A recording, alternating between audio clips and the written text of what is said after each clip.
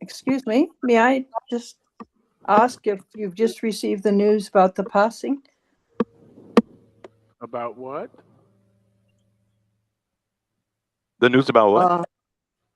Glenford Mitchell passed yesterday. Oh, wow. I just received the news now, a couple No, minutes ago. I didn't know. I didn't know this person. So perhaps today we could think of him. Yes. Sure. Mhm.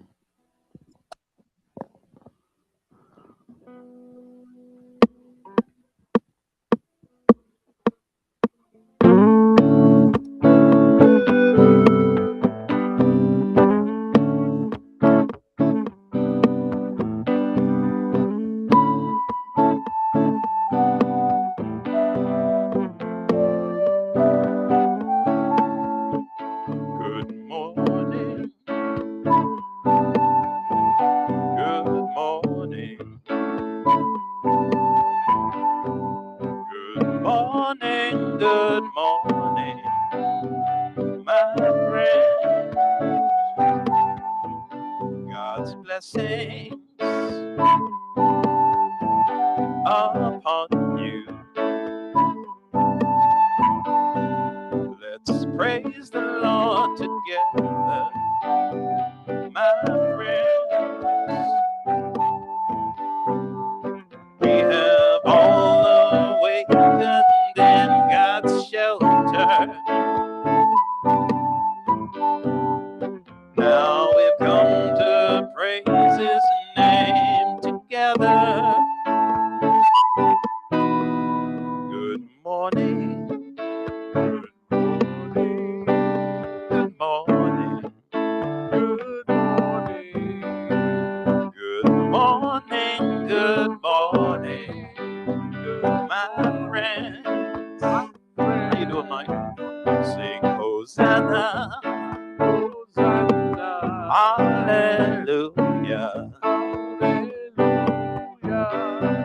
Alaba, yaba, alaba.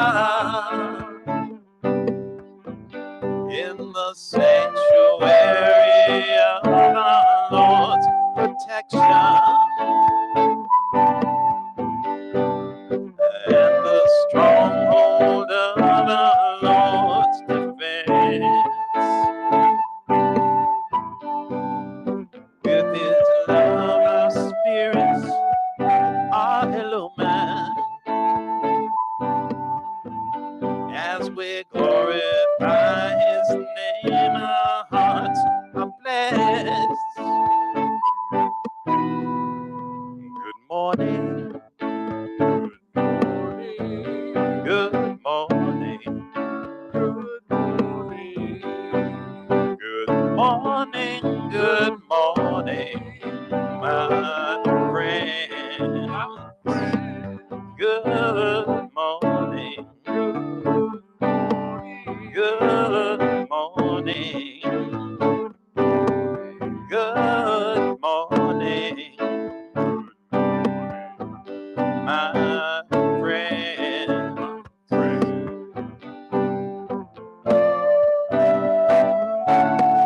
Morning. Good morning. Good morning.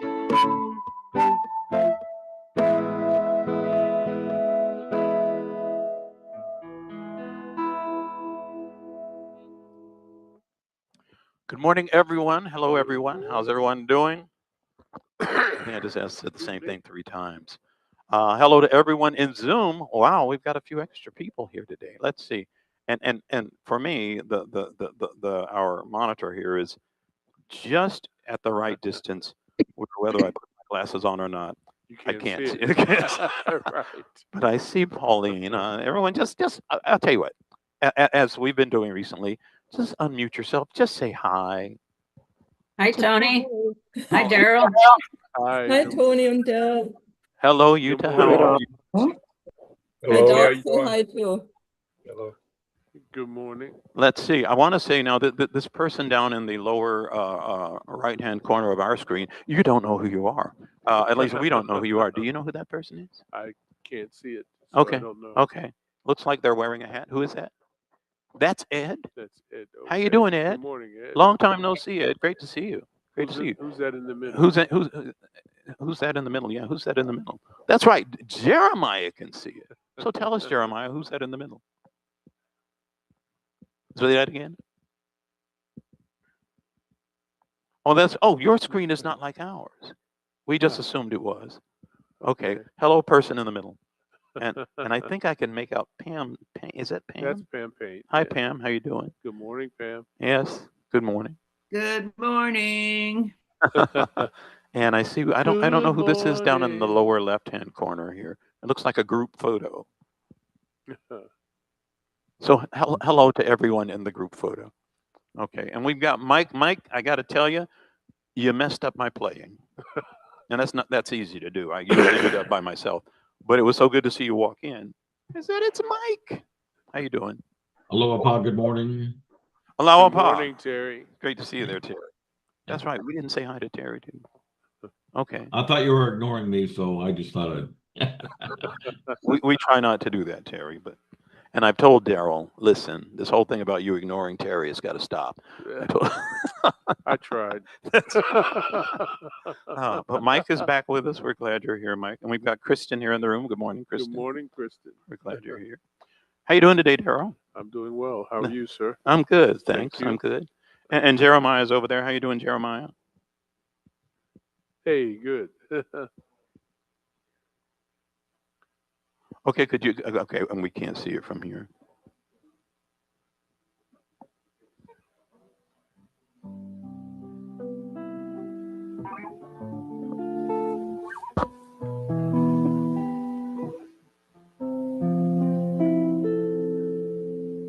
Oh, okay. Glenford Okay. was 90 years old, 90 years apparently. old. We have to keep him in our prayers. And Daryl, I'm assuming you do have a prayer I have a already prayer. chosen. So please begin. Lauded be thy name, O Lord my God. I entreat thee by thy name through which thou hast struck, and resurrection came to pass, and fear and trembling seized all that are in heaven and all that are on earth, to rain down out of the heaven of thy mercy and the clouds of thy tender compassion what will gladden the hearts of thy servants who have turned towards thee and helped thy cause. Keep safe thy servants and thy handmaidens, O my Lord, from the darts of idle fancy and vain imaginings, and give them from the hands of thy grace a draught of the soft flowing waters of thy knowledge. Thou truly art the Almighty, the most exalted, the ever forgiving, the most generous. This is a prayer by Baha'u'llah. Thank you so much, Daryl. As you know, we always like to point out that we are reading from the book Some Answered Questions, and that's what we do. We come here and we play some music and say some prayers, and we read a book, and we continue reading that same book from cover to cover, at which time we usually choose another book. We've been doing this for a while now. But the book we're reading now is Some Answered Questions by Abdul Baha. And let me grab my glasses again. I got to tell you, we're on chapter what, 15? 15. 15, yeah. Yes. And this is a short chapter, and yet, you know, the length of the chapter doesn't really matter. It doesn't matter. But it's just that it's so brief compared to some of the others that we've read. And yet the message here is simple, yet profound, and as so many times we have to say, relevant to today. Yes. Relevant to today. So, Daryl, if you'd like to begin, please do so. Chapter 15 is called True Felicity. And for those of you who are following along in your own books, if you happen to have this edition of Some Answered Questions, we're on page 113. Mm-hmm. The honor and exaltation of every existing thing are contingent upon certain causes and conditions. The excellence, adornment, and perfection of the earth consists in this, that through the outpourings of the vernal showers it should become green and verdant, that plants should spring forth, that flowers and herbs should grow, that blossom filled trees should produce an abundant yield and bring forth fresh and succulent fruit, that gardens should be arrayed, that meadows should be adorned, that plains and mountains should don an emerald robe, and that fields and bowers, villages and cities should be decked forth. This is the felicity of the mineral world. Hmm. The height of exaltation and perfection of the vegetable world consists in this, that a tree should stand tall beside a stream of fresh water, that a gentle breeze should blow and the sun bestow its warmth upon it, that a gardener should tend it, and that day by day it should grow and yield fruit. But its real felicity consists in progressing into the animal and human worlds and in replacing that which has been consumed in the bodies of animals and men. You know, Daryl, I don't know. I mean, I love this language that Abdul Baha is using. But I got to admit, when I first read this, I kind of felt like, really? Really? I actually looked up the word exaltation because I thought maybe I'm interpreting it wrong. And it kind of turned out I was. Um, but it's still to think that, again, that a tree should stand tall beside a stream of fresh water, that a gentle breeze should blow, gardener should tend it. Day by day, it should grow and yield fruit. But it's, I mean, you would think yielding fruit is the max. That's like as good as it gets for plants. But Abdul Wahab says no. I mean, he doesn't say no literally, but it says it's real felicity, it's real happiness, if you will, consists in progressing into the animal and human worlds and replacing that which has been consumed in the bodies of animals and men. I don't know why that gave me pause, but That's fruit. yeah, That's fruit, yes. and I remember reading somewhere some other time about the curse. I don't think this was in the Baha'i writings actually, but I know we have something similar. The curse of worthlessness, Hmm. of worthlessness, and and it says here, this is to me, and this is just again no authority. I always like to point that out. It's real felicity, So, consistent. so what did you find when you looked up exaltation? Um, it had to do with, first of all, it had two definitions. One was like extreme happiness, Mhm. extreme happiness. And the other one was actually to lift someone up to, a higher level, to a higher, someone or something to a higher level. And I think I was thinking along the lines of the second definition. But when you think about it, both those definitions kind of work here. Right. They do. Whether you're talking about the greatest joy that can be achieved if a plant has emotions or it can have emotions, the greatest joy that it can achieve is in progressing into the animal and human worlds and in replacing that which has been consumed in the bodies of animals and men. Or maybe it's, hey, this is the highest honor, okay, to progress into the Okay. animal and human worlds. Possibly. Just So, a thought. so the Yeah. lifting up. Yes. To, Yes. Yes. okay. The exaltation of the animal world is to possess perfect members, organs, and powers, and to have all its needs supplied. This is the height of its glory, honor, and exaltation. So, the supreme felicity, excuse me, the supreme felicity of an animal resides in a green and verdant meadow, in a flowing stream of the sweetest water, and in a forest brimming with life. If these things are provided, no greater felicity can be imagined for the animal. For example, were a bird to build its nest in a green and verdant forest, in a pleasant height upon a mighty tree, and atop a lofty branch, and were to have at its disposal all the seed and water that it requires, then this would constitute its perfect felicity. Now, I think we need to look at what felicity means. I know what it means You know what it means. because I looked it up. But I looked it up a long time ago. You know that song we do, oh boy, Light of Love. Yes. There's that line in there, something about love is something about true felicity. I had to look up felicity. It's one of those Okay. words where it's like, I kind of know what that means, but I'm not sure. And so I looked it up, and it simply means happiness. It just means happiness. I mean, imagine that perfect happiness. Then this would constitute its perfect felicity. Okay. Yeah. But think about that. No. Just continue because he does go on. Yeah.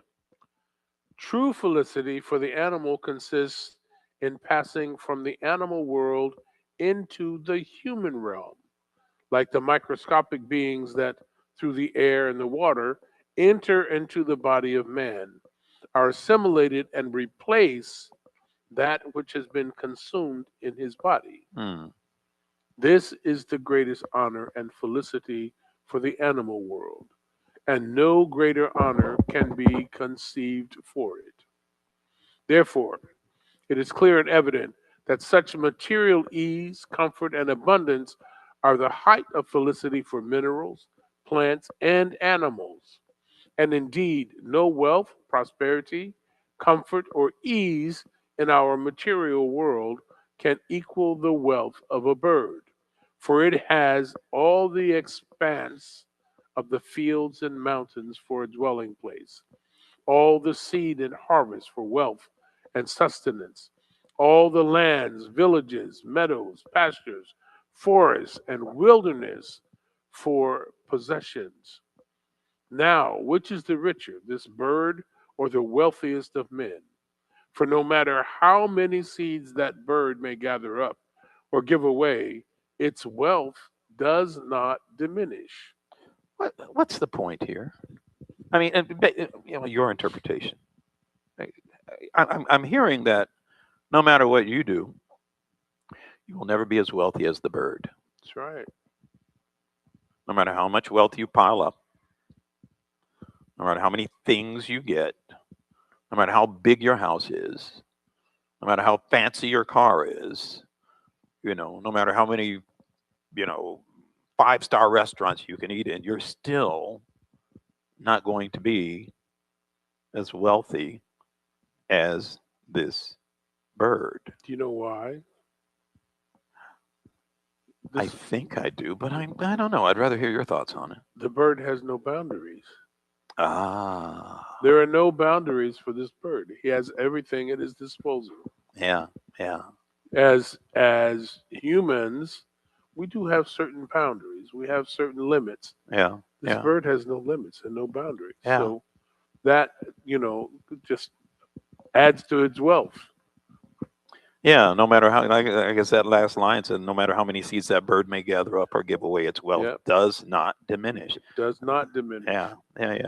It makes me no, I won't dwell on it. I was getting ready to share a personal story about a raven that keeps coming outside my window, but I won't.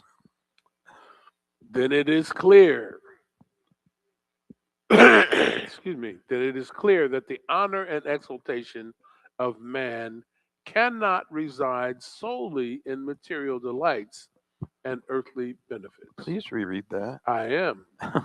It is clear that the honor and exaltation of man cannot reside solely in material delights and earthly benefits. Hmm.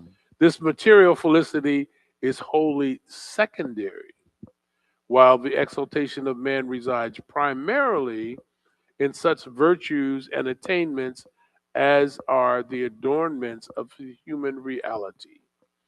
These consist in divine. Daryl, I'm going to stop you right there, man. I'm just stopping you because, I'm sure everyone's reading along. But what Abdu'l-Baha is about to do here is give a rather comprehensive list shift. that I think needs to be plastered up on a billboard, shared online, a comprehensive list of what really brings about the exaltation, the honor and exaltation of man. So I just wanted to bring people's attention in case they were maybe, I don't know, making a cup of coffee or, pouring a bowl of cereal or whatever. This is worth really, really taking note of. And I'll start back at this material felicity is wholly secondary. Secondary. Mm-hmm. While the exaltation of man resides primarily in such virtues and attainments as are the adornments of the human reality. These consist in divine blessings, heavenly bounties, heartfelt emotions, the love and knowledge of God, the education of the people, the perceptions of the mind, and the discoveries of science. Whew. They And that's not the end of the list. That's not the end of the list. They consist in justice and equity, truthfulness and benevolence, inner courage and innate humanity, safeguarding the rights of others and preserving the sanctity of covenants and agreements. They consist in rectitude of conduct under all circumstances, love of truth under all conditions, self abnegation for the good of all people, kindness and compassion for all nations, obedience to the teachings of God, service to the heavenly kingdom, guidance for all mankind, and education for all races and nations. This is the felicity of the human world. This is the exaltation of man in the contingent realm. This is eternal life and heavenly honor. So, as you're reading this, I'm also thinking of that writing from Gleanings, and actually originally from was an epistle to the son of the Lord. Yes, it was. It was the Be Generous in Prosperity, Yes. Thankful in Adversity. Okay, from Baha'u'llah. And then we read this from Abdul Baha, the son of Baha'u'llah. And I don't know, it's not like it. I think I read Baha'u'llah's that passage from Baha'u'llah's writings, and I hear it on an individual level. Even though it's meant for everyone, I hear it on an individual level. This is what you as an individual should do. And that's included here in certain ways, but it also goes beyond the individual. I mean, I think of this for, uh, and again, as I said earlier, no authority here, but the way I'm processing this is mankind. Then it is clear that the honor and exaltation, and getting back to that word exaltation, whether it be, supreme happiness or the highest level, they both work here. Yep. You want to be happy? You want to reach your highest level of attainment as a race, as a species? This is what does it. Yes. These consist in divine blessings, heavenly bounties, heartfelt emotions, the love and knowledge of God, the education of the people, the perceptions of the mind, and the discoveries of science. Science, folks. They consist in justice and equity, truthfulness and benevolence, inner courage and innate humanity. And I got to tell you, I saw that and I had to pause a little bit. Like, how many times have I kind of put my tail between my legs and run? Inner courage and innate humanity, safeguarding the rights of others and preserving the sanctity of covenants and agreements, keeping your promises, abiding by those agreements you've made. They consist in rectitude of conduct. Did you read that part? Did I stop you before you got to this part? You read that whole paragraph, right? Yeah. Rectitude of conduct under all circumstances, love of truth under all under all conditions, self-abnegation for the good of all the people, willing to put yourself lower, kindness and compassion for all nations, obedience to the teachings of God, service to the heavenly kingdom, guidance for all mankind, and education for all races and nations. This is the felicity of the human world. You want to be happy? This is how you do it. Or at least these are the ingredients. Sure. This is the exaltation of man in the contingent realm, in this physical realm. This is eternal life and heavenly honor. I have in my, everybody's got their little notes app on their phone. I have like my favorite passages in one of my one of my entries in my notes app. This is not there. Maybe I it think should be. I'm going to put it there. I'm going to put it there. Like one hard thing to about this, it's hard not to get obnoxious with it. I just want to put it in everyone's face today, with the way things are in around the world today. Okay. Anyway, and this is a short, chapter, so I'm going to go ahead and let you finish. These gifts, however, do not manifest themselves in the reality of man save through the celestial and divine power and through the heavenly teachings, for they require a supernatural power. Hmm. Traces of these perfections may well appear in the world of nature, but they are as fleeting and ephemeral as rays of sunlight upon the wall. Hmm. As the compassionate Lord has crowned the head of man with such a refulgent diadem, we must strive that its luminous gems may cast their light upon the whole world. Ooh. True felicity. As the compassionate Lord has crowned the head of man with such a refulgent diadem, we must strive that its luminous gems may cast their light upon the whole world. Daryl, I was actually reading something recently that I don't know. It gave me pause, and as I'm reading this, it makes me think of it. That and this is not positive. That some of the most overtly religious nations in the world are also some of the poorest nations. True that. And then I read this, and I think about, well, wait a minute. It says they do not manifest themselves in the reality of man. These gifts do not manifest themselves in the reality of man, save through a celestial and divine power and through the heavenly teachings, for they require a supernatural power. Now, my first mindset, my first thought would race to religion. But when you think about these qualities that have all been listed, these blessings and heavenly bounties, heartfelt emotions, and so forth, you can wear the label of religion and have none of these. True. You can wear the label of religion and have none of these. Because very often, and we've read about these in certain ways in the past, you can wear various religious labels. You put on the T-shirt from whatever the faith may be. But if you are not really, really applying the teachings in the ways originally intended, well, then you can use religion and mess everything up. True. Yeah, It becomes a shell. exactly. It's Which hollow. is exactly. And that paragraph that you just read, these gifts do not manifest themselves in the reality of man, save through a celestial and divine power and through the heavenly teachings, for they require a supernatural power. When we get to the point where we figure, I don't need that anymore. I don't need the teachings of God anymore. I don't need, I got this. It kind of reminds me of a joke that I've told you before, and it's not mine. I heard it elsewhere, but um, it was about a man who was on the way to his wedding, and he was late.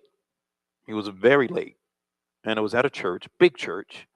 And as he's driving, and he finally gets to the church, and he knows he's late, he's praying to God to help him find a close parking space so that at least it won't make him even later. And sure enough, as he's driving up to the very front row of cars right outside the church, a car backs out and leaves. Now he's been praying to God to give him this a close parking space, and here it is. And then he says, "That's okay, God. I got it myself."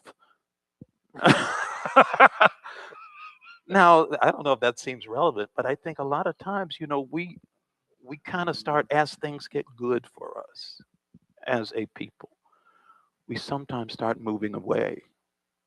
We're thinking we've done it. Exactly, thinking we've done it. Right. And it says, no, you still have to have that power of God working in your life, as not just as an individual, but as a people, as a people. And again, you can wear the label and be so far away from the reality of the teachings. True. This song actually is based on one of a line from Abdul Baha, and it's called, well, we always call it "Where There Is Love," but I actually named it "There's Always Time for Love." But where there is love, and I don't even have a good drum beat for this, but I think that'll do.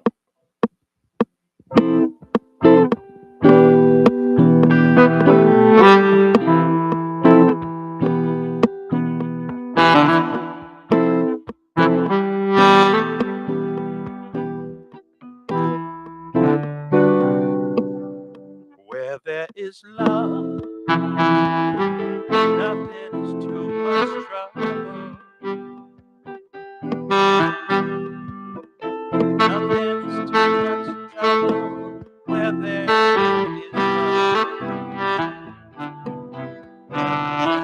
is love, nothing is too much trouble.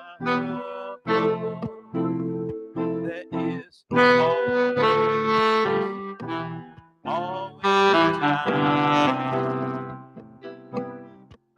I know your days get busy, your nights can be so long, can make your head get dizzy when things keep going wrong. But there's a heaven and power to always pull you through. That's the power of love sent down for me and you. 'Cause where there is love, nothing is too much trouble. Nothing is too much trouble where there is love. Where there is love, nothing is too much trouble. There is always time. When your problems pile up so high, makes you just wanna leave out and up your crystal blue sky, making it hard to believe. Then it's time to remember that love is waiting for you. Hold on until the darkness is gone and light comes shining through. 'Cause where there is love, nothing is too much trouble. Nothing is too much trouble. Where there is love, where there is love, nothing is too much trouble. There is always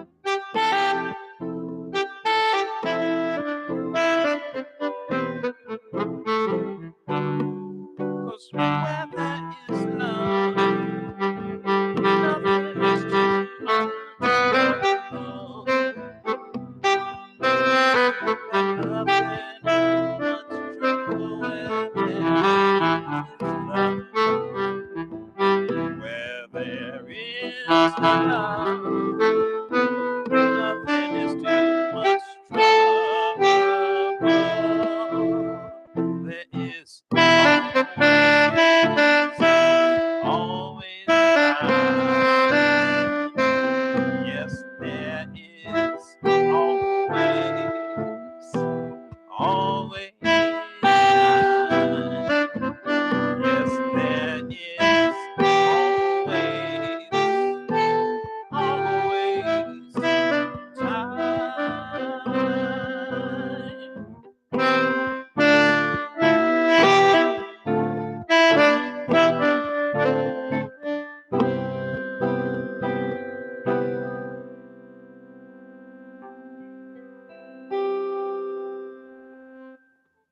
Always time for love. That's nice, Jack Darrell. That was nice. Very nice work you did there. We have come to a point that we don't usually get to. We're at the end of a chapter, the beginning of another chapter. Given the time, you think we should start that next chapter? That's all we can do is start it. Yeah, we can only start it, Yeah. but maybe we can start. And it's another new section of the book as well. Oh, that's right. That's a good it's point to part make two. out. This is part 2 of Some Answered Questions. And this next chapter, which is chapter 16, well, we should point out that this section, this segment of the book, is some Christian subjects. Some Christian subjects. And the first chapter in that section, which is chapter 16, is titled Intelligible Realities and Their Expression Through Sensible Forms. Okay. I think you already lost me on the title. Okay. Intelligible Realities and Their Expression Through Sensible Forms. Okay. Again, coming from Abdul Baha. There is a point that is pivotal to grasping the essence of the other questions that we have discussed or will be discussing, namely, that human knowledge is of 2 kinds. Human knowledge is of 2 kinds. One is the knowledge acquired through the senses, that which the eye, the ear, or the senses of smell, taste, or touch can perceive is called sensible. For example, the sun is sensible, as it can be seen. Likewise, sounds are sensible, as the ear can hear them. Odors, as they can be inhaled and perceived by the sense of smell. Foods, as the palate can perceive their sweetness. Sourness, as the palate can perceive their sweetness, sourness, bitterness, or saltiness. Heat and cold, as the sense of touch can perceive them. These are called sensible realities. The other kind of human knowledge is that of intelligible things. That is, it consists of intelligible realities which have no outward form or place and which are not sensible. You don't experience them on a physical, on a physical form. Yeah.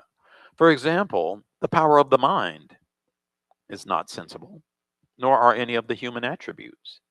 These are intelligible realities. Love, likewise, is an intelligible and not a sensible reality. For the ear does not hear these realities, the eye does not see them, the smell does not sense them, the taste does not detect them, the touch does not perceive them. Even the ether, the forces of which are said in natural philosophy to be heat, light, electricity, and magnetism, is an intelligible and not a sensible reality. Likewise, nature itself is an intelligible and not a sensible reality. The human spirit is an intelligible and not a sensible reality. But when you undertake to express these intelligible realities, you have no recourse but to cast them in the mold of the sensible. For outwardly, there's nothing beyond the sensible. Thus, when you wish to express the reality of the spirit and its conditions and degrees, you are obliged to describe them in terms of sensible things, since outwardly there exists nothing but the sensible. For example, grief and happiness are intelligible things. But when you wish to express these spiritual conditions, you say, "My heart became heavy," or "My heart was uplifted," although one's heart is not literally made heavy or lifted up. Rather, it is a spiritual or intelligible condition, the expression of which requires the use of sensible terms. Another example is when you say so and so has greatly advanced, although he has remained in the same place, or so and so has a high position, whereas, like everyone else, he continues to walk upon the earth. This elevation and advancement are spiritual conditions and intelligible realities. But to express them, you must use sensible terms, since outwardly there's nothing beyond the sensible. And I think that might be a good place to Yes. stop. As I'm reading this, since I teach communication, I'm like, I should take this to my next lecture. Because when we get into how is someone supposed to understand you if you don't take those impulses and thoughts in your mind and put them into a physical form, because we are not mind readers. And just as Abdul Wahab has pointed out here, those feelings we have, those impulses, those thoughts, and so forth, somehow we have to find a physical way to convey those feelings and so forth and so on. And while this might not seem in any way spiritual, I'm sure it's coming around to that. But when you Yes. think about it, imagine a community of faith whose beliefs do not translate into some physical form of action. Even in our own quiet moments at home, our faith, our belief. I don't know. Let's say you're a person of faith. I don't know. Are you, Daryl? Maybe I'm just assuming here. No, You're a not person at all. of- Okay. You're a person of faith. How does it in the quiet? I'll use a lofty word, in the quietude of their own home. How does being a person of faith possibly translate into a physical form, into a concrete form? I mean, and again, this is just my my way of processing this. I could be way off. Have you ever heard of meditation, sir? Thank you, thank you, and prayer, and Prayer. maybe even, well, I did say in the quietude of your own home, but outside your home, the way we treat our neighbors, and on and on and on and on and on. Of course. All of these beliefs that we may hold, or that we do hold, if they don't find their way into some form of physical, if they don't manifest physically on some level, I'm not saying that has to apply for everything, but and right now my toes are hurting because I feel like I'm stepping on my own toes. But yeah, how do we, that's something we need to be thinking about. All these wonderful feelings, all these wonderful discoveries we make by, reading the writings and by trying to live a life, or trying to find guidance, divine guidance. I'm not going to say it has no value, but it should translate into some, concrete form, behaviorally speaking. Sure. Yeah. I'm going to stop waxing philosophically now. And this is that time where anyone, did you have something you wanted to say, Mike?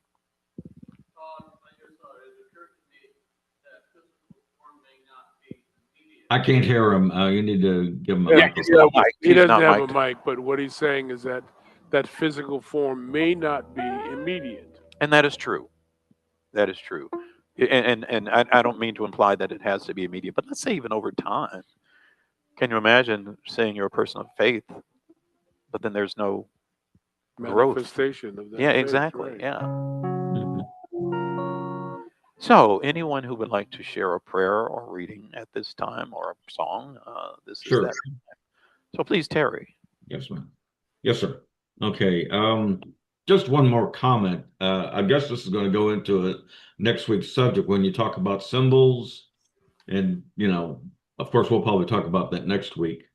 But in mathematics, you use various mathematical symbols, or you use numbers to represent intellectual. I mean, you can't hold a 5, but 5 has like an intellectual concept. Right. Mm-hmm. But I digress. Go ahead and say my prayer. Glorified art thou, O Lord my God. I pray thee by him who is the dayspring of thy signs and the manifestations of thy names, in the treasury of thine inspiration, in the repository of thy wisdom, to send upon thy loved ones that which will enable them to cleave steadfastly to thy cause, and to recognize thy unity, and to acknowledge thy oneness, and to bear witness to thy divinity. Raise them up, O my God, to such heights that they will recognize in all things the tokens of the power of him who is the manifestation of thy most august and all glorious self. Thou art he, O my Lord, who doeth what he willeth and ordaineth what he pleaseth. Every possessor of power is forlorn before the revelations of thy might, and every fountain of honor becomes abject when confronted by the manifold evidences of thy great glory. I beseech thee, by thyself and by whatsoever is of thee, to grant that I may help thy cause and to speak of thy praise, and to set my heart on the sanctuary of thy glory, and detach myself from all that pertaineth not unto thee. No God is there besides thee, the God of power, the God of glory and wisdom. This is from Prayer Meditations. Thank you, Terry. Is there anyone else who would like to share? Please, Kristen.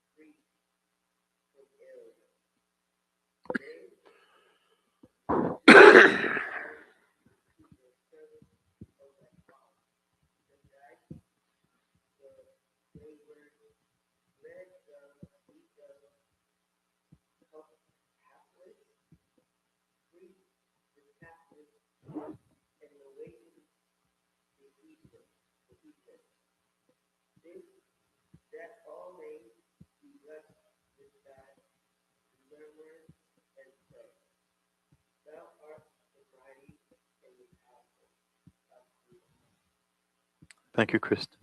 Thank you. Is there anyone else who would like to offer up a prayer?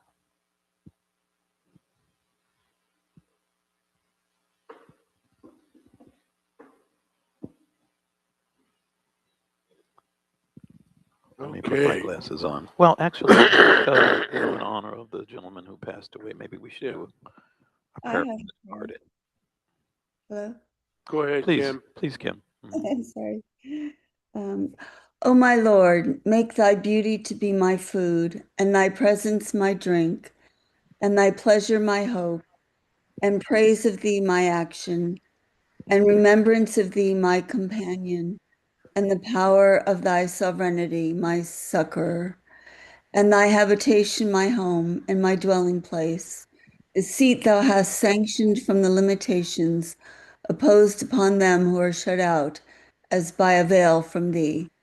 Thou art verily the Almighty, the All Glorious, the most powerful. Paola. Thank you, Kim. I'll say this prayer for the departed. O my God, O thou forgiver of sins, bestower of gifts, dispeller of afflictions, verily I beseech thee to forgive the sins of such as have abandoned the physical garment and have ascended to the spiritual world. O my Lord, purify them from trespasses, dispel their sorrows, and change their darkness into light. Cause them to enter the garden of happiness, cleanse them with the most pure water, and grant them to behold thy splendors on the loftiest mount. This is a prayer from Abdul Baha.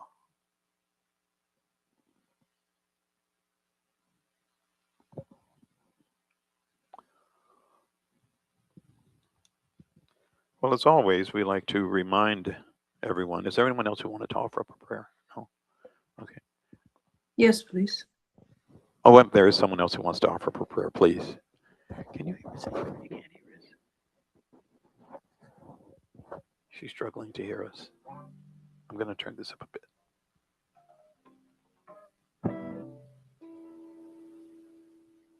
Please. Mm-hmm.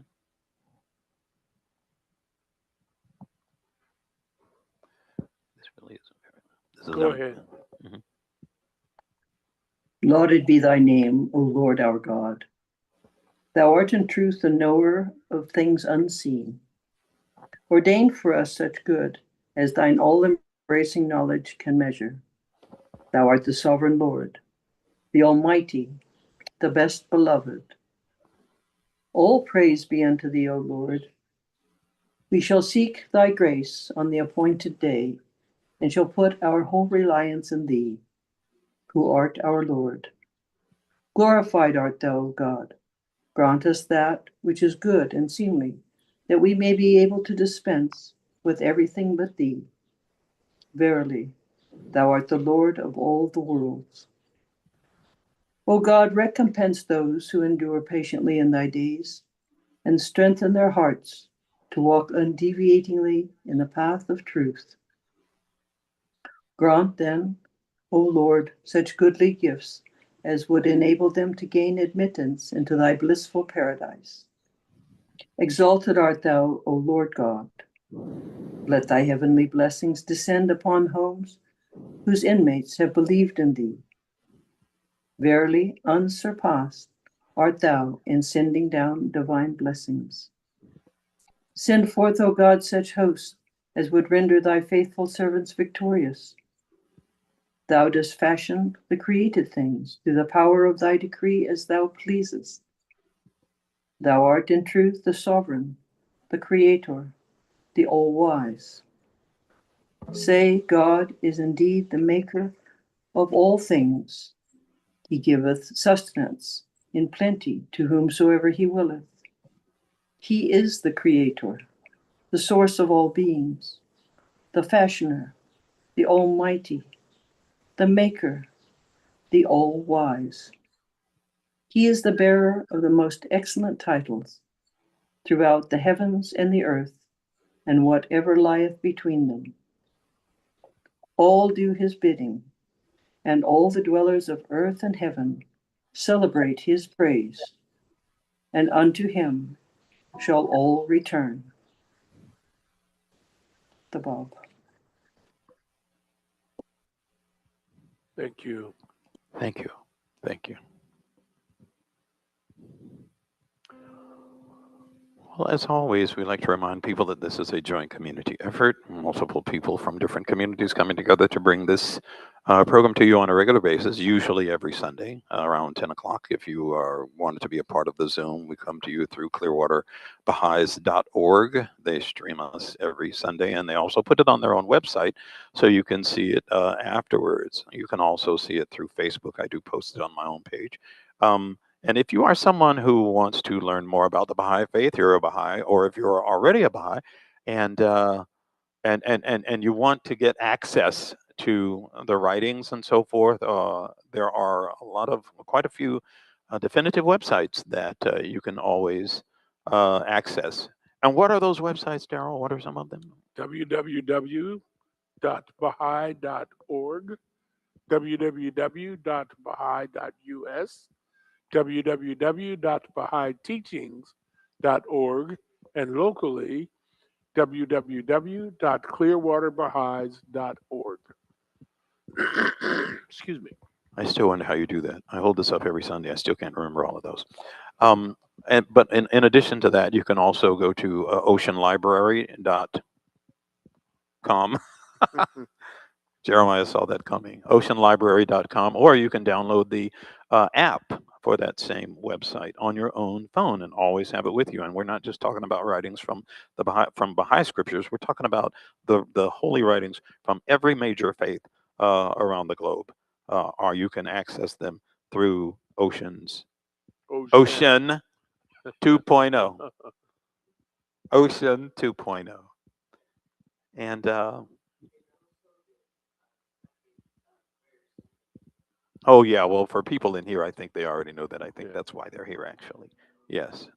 Maybe it is worth pointing out though, but it's in just a few minutes. Yeah, there's going to be another devotion starting right here at the Clearwater Baha'i Center where we're located. And so here's what I'm going to tell you. there you go. The one thing that I ask people to do every week, and I don't know if it's working. I hope it's working. But the easiest thing you can do to make this world a better place is to share whatever love you have with everyone else that you know. If you do that, I guarantee you it's not going to cost you anything, and it will make this world a better place. If you don't believe me, just try it. It's really simple. Please share the love. Thank you for joining us. I'm just going to start with watch over yourselves. Okay.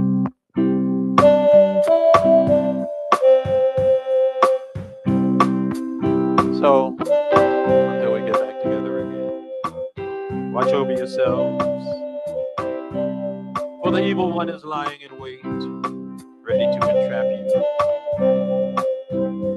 Gird yourselves against his wicked devices, and led by the light of the name of the all-seeing God, make your escape from the darkness that surroundeth you.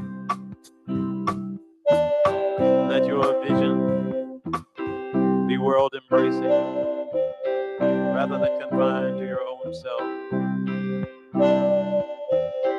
These are the words of Baha'u'llah. Let your vision be world-embracing. Let your vision be world-embracing.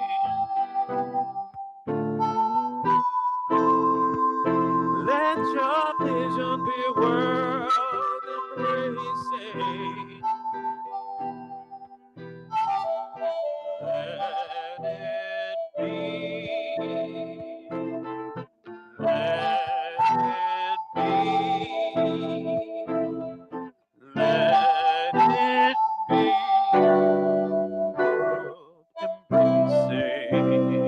Let it be. World-embracing. Let it be. World-embracing. Let it be. World-embracing.